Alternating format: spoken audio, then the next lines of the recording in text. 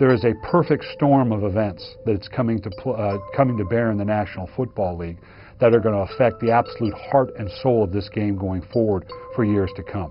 You've got the change in ownership profile. What used to be, for lack of a better term, a ma and pa approach to the game, you now have the billionaire owner and all the business acumen that they bring in to bear into the league. Obviously the collective bargaining agreement, the tragic death of a Gene Upshaw at a critical time as we go forward in those negotiations, the change from Paul Tagliabue to Roger Goodell as the commissioner of the National Football League.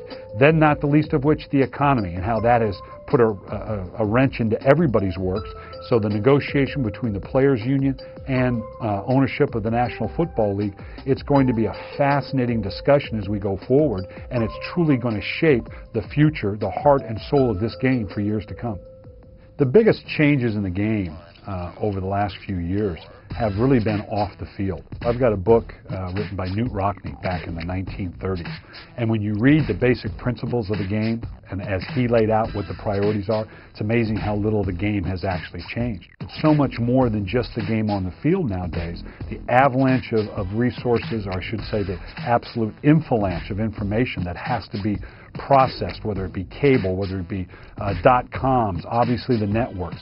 There's just so much of it anymore, and it's so pervasive 24/7, 365 days a year. And it wasn't until I walked into Radio City Music Hall and saw just this incredible, to me, jaw-dropping scene. I thought, you know, Jesus was going to come into Herod's temple and start turning over the tables, because it was all about the money. It was so not about football.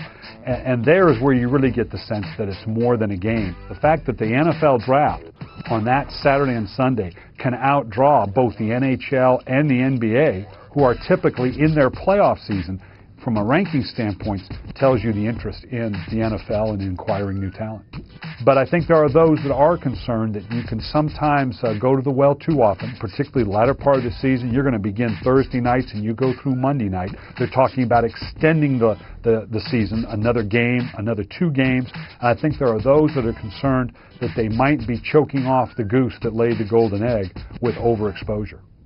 What I'd like for readers to take away from More Than a Game is first maybe get a glimpse into the day-to-day operation of, from my perspective, someone entrenched in the NFL, as someone who's been a part of it for 20 years, 9 years as a head coach in the National Football League. The other thing is the fact that really this is the fans' game, and I think they'll recognize that in More Than a Game, it is very much about a business, but it's a business about giving the fans what they want and giving it to them in a more transparent way, in a way that can make them feel like, whether it be their individual team or the league as a whole, that they are a part of this. And I think they'll see, because of some of the things that are going on in the league right now, that the fans are at the heart of what the league has to address over the next year or two.